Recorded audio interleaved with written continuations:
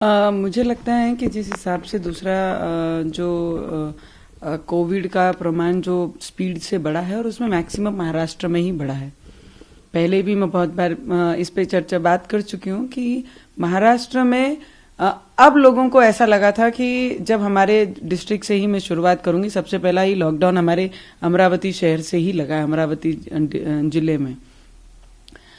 बीच में जो प्रमाण इसका कम हुआ था, 20, 10, 15 ऐसे रोज के केसेस होते थे, तब लोगों को लगा कि अब हमारे कामों पे हम निकल सकते हैं। अब हमारी एजुकेशन, बच्चों के क्लासेस शुरू हो गए थे, अब एग्जाम्स शुरू हो गए थे। 9 से 8 से 12 तक, 9 से 12 तक स्कूल कॉलेजेस शुरू हो गए थे। तो मुझे लगता है वो कहीं ना कहीं उसका परिणाम है ये। और जो इसकी सेकेंड स्पीडी है कि एक को लगा के अभी हमारे यहाँ से सैंपल आए हुए हैं कि जिसका टेस्ट होगा कि ये स्पीडी इतनी स्पीड में कैसे बढ़ रहा है, क्योंकि हमारे डिस्ट्रिक्ट में भी और महाराष्ट्र में भी जब बहुत पीक था तो इतना नहीं था जितना आज नंबर्स दिखाई दे रहे हैं। तो मुझे लगता है कहीं ना कहीं कुछ ना कुछ ये सेकेंड जो फेज कोविड का शुरू है उसमें कहीं ना कहीं कोविड के इसमें बदलाव जरूर है।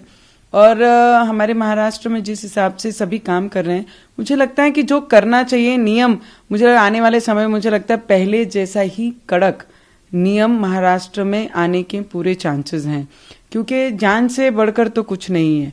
और उसमें इम्पॉर्टेंट चीज ऐसी है हमारे महाराष्ट्र में, आज मजदूर किसान हमारे महाराष्ट्र में इतने बड़े इसमें हैं कि उस मजदूर और किसानों को बाजू में रखकर सब चीजें देखी जा रही हैं। जब हम इलेक्ट्रिक डिपार्टमेंट का, इलेक्ट्रिसिटी का मुद्दा हम पिछले 10-12 महीनों से सरकार के सामने रख रहे हैं कि आप इस पे चर्चा करके कुछ ना कुछ 30 से 50% इलेक्ट्रिसिटी बिल में, बीज में माफ किया जाए, क्योंकि जितने भी लोग मजदूर हैं, किसान हैं, वो अपने अपने घरों में बैठकर पूरा साल खाना, कितना बड़ा भी राजा रहा तो प्रजा को बाजू में रखकर और घर में बैठकर जितनी पूंजी है वो खाना, उससे भी वो पूरा नहीं कर पाएगा, तो मजदूर और किसान कहां से पूर पाएंगे। तो हमारे महाराष्ट्र में अब उन्होंने इतनी कड़क की है। कोविड के लिए कड़क कायदा आना बहुत जरूरी है, रिस्ट्रिक्शंस लानी बहुत जरूरी है, पर उसके साथ साथ में किस चीजों में उन्होंने रिलीफ देना चाहिए उस पर भी चर्चा होनी और बात करनी बहुत जरूरी है। इलेक्ट्रिसिटी के बिल ऐसे आए हैं, अगर कोई गरीब और किसान नहीं भर पाता है तो उनके खेतों में जाके उनका मीटर काट दिया जाता है, उनके घरों में जाके उनके मीटर काट दिए जाते हैं। 12th के एग्जाम्स हैं, 10th के एग्जाम्स हैं, बच्चों की पढ़ाई है। अंधेरा तो हमें पूरे कोरोना ने दिखा दिया है, पर घर में रखोगे और घर में भी अंधेरों में रखोगे, ये कौन सा राज्य है, ये कौन सा सत्ता है आपकी। तो मुझे लगता है कड़क नियम आने महाराष्ट्र में बहुत जरूरी है। लॉकडाउन होना जरूरी है, पर लॉकडाउन के साथ जो लोगों को सुविधा देनी है उसके बारे में भी आपने सोचना चाहिए।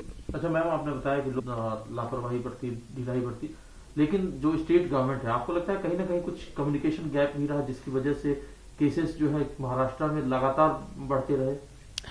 मुझे लगता है कि महाराष्ट्र और मुंबई एक फाइनेंशियली बहुत स्ट्रांग राज्य है हमारा, और बाहर से जब सभी राज्यों में बहुत ज्यादा सख्ताई थी, सब थी, तो बाहर के लोगों ने मुंबई में आना पसंद किया, मुंबई में घूमना पसंद किया। तो कहीं ना कुछ गलतियां हमारे से भी हुई हैं कि जब केसेस एकदम 1% पे आ गए, 2% पे आ गए, तो लोगों ने भी काम करना शुरू किया, लोगों ने इन्वॉल्वमेंट बढ़ानी शुरू की, लोगों के साथ बातचीत करना शुरू किया, वॉकिंग करना शुरू किया, काम। तो ये सब चीजों पे कहीं ना कहीं गलतियां सभी तरफ से हुई हैं, मुझे लगता है।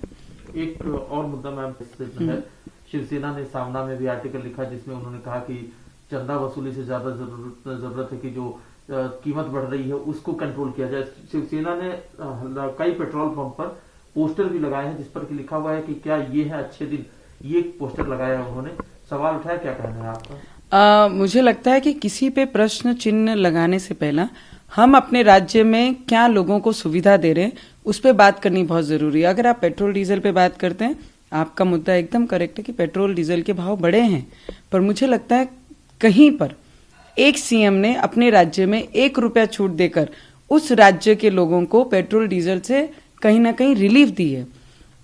आप किसी के आगे कितनी बार हाथ फैलाओगे? आपके पास भी तो कहीं ना कहीं पैसे हैं, आपको भी रेवेन्यू हमारे राज्य से, लोगों के पैसों से रेवेन्यू मिलता है। तो आप किसी को टीका ना करते हुए आप क्या करते हो पहले उस पे देखिए। आप राज्य चलाते हैं, अगर केंद्र नहीं करता है तो आपने अपने राज्य के लोगों को सुविधा देनी चाहिए, और पेट्रोल डीजल में जो रेवेन्यू आपको मिलता है उसमें से आपने छूट देके लोगों को रिलीफ देना चाहिए। और आप बात करते हैं रिलीफ की, जहां पर इलेक्ट्रिसिटी अगर हमने बिल नहीं भरा तो हमारे घर में आके जबरन हमारे मीटर काटे जाते हैं, जबरन किसानों के खेत में जाके उनके मीटर काटे जाते हैं। तो आप कौन सी सरकार चला रहे हैं और आप कौन से नियम पाल रहे हैं? मुझे लगता है इंसानियत का नियम पालना हमारी महाराष्ट्र सरकार को बहुत जरूरत है इसकी, और उन्होंने इंसानियत जिंदा रख के हमारे लोगों के इलेक्ट्रिसिटी बिल के लिए, दुनिया में तो अंधेरा हो ही गया है, आप हमें बांध कर भी रखोगे, घर में भी रखोगे, घर में भी अंधेरे में रहेंगे और बाहर भी अंधेरों में रहेंगे। खाने के तो हमारे लोगों के प्रॉब्लम्स हैं, और आप उसमें जबरन हमारे इलेक्ट्रिसिटी काटेंगे। 12th के बच्चों के एग्जाम है, 10th के बच्चों के एग्जाम्स हैं, उनकी पढ़ाइयां हैं। कई लोग अभी घर पे 24 घंटा रहेंगे तो अंधेरे में रखेंगे आप? तो इस पे भी बात करनी बहुत जरूरी है। और जो डीजल पेट्रोल महंगा हुआ है, अगर दूसरे राज्य के सीएम कर सकते हैं तो मुझे लगता है महाराष्ट्र राज्य के सीएम भी इस पे बात करके जो रेवेन्यू पेट्रोल डीजल से आता है उसमें कमतरता करके उसमें छूट और रिलीफ दे सकते हैं। स्टेट गवर्नमेंट अपने टैक्स में कटौती करती है, 100% अपने टैक्स में कटौती करके लोगों को अगर सुविधा आपने देनी है, लोगों को इस लॉकडाउन में और इस सबसे बड़ी संकट में अगर आपको लोगों के साथ खड़े रहना है तो मुझे लगता है आप अपना टैक्स कम करके लोगों को उसमें सुविधा दे सकते हैं। नमस्कार, मैं हूं मानक गुप्ता। अगर आपको हमारा ये वीडियो पसंद आया हो तो इसे लाइक और शेयर जरूर करें, और हां, हमें सब्सक्राइब और फॉलो करना ना भूलें ताकि आप देश और दुनिया की कोई खबर मिस ना करें। तो जुड़े रहिए हमारे साथ और देखते रहिए न्यूज़ 24।